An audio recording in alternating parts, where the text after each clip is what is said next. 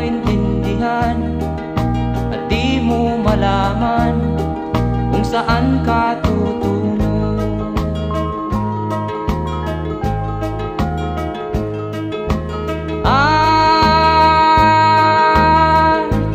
Kung nakamit mo na ang pangarap,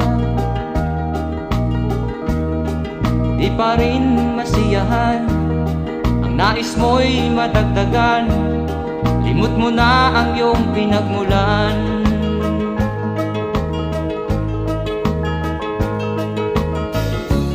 Bakit nga ba